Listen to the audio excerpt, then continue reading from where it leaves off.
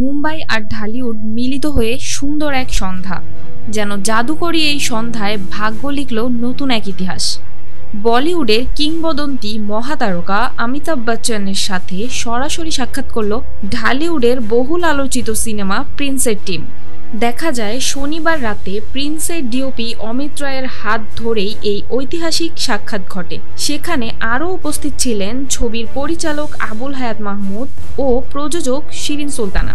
সিনেমার পরিকল্পনা ও গল্প নিয়ে নিজে থেকেই জানতে চান অমিতাভ বচ্চন এবং তিনি বেশ আগ্রহ করেই শোনেন। জানার পর অনেক বেশি শুভকামনাও জানান পুরো টিমকে। ক্রিয়েটিভ ল্যান্ডস ফিল্মসের ব্যানারে নির্মিত হচ্ছে Prince once upon A time in Dhaka, যেখানে কেন্দ্রীয় চরিত্রে অভিনয় করছেন ঢাকাই সিনেমার শীর্ষ নায়ক শাকিব খান। আগামী ঈদ উল ফিতরে মুক্তির লক্ষ্য নিয়েই সিনেমাটির শুটিং শুরু হবে ডিসেম্বরের প্রথম দিকে।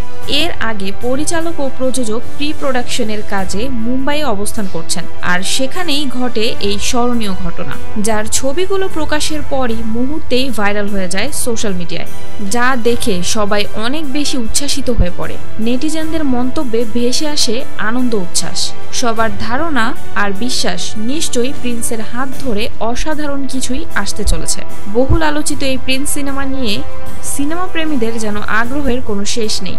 তো ভিউয়ার্স, অমিতাভ বচ্চনের সাথে প্রিন্স টিমের এই সাক্ষাৎ নিয়ে আপনার মনোভাব কি? অবশ্যই কমেন্টে জানাতে ভুলবেন না।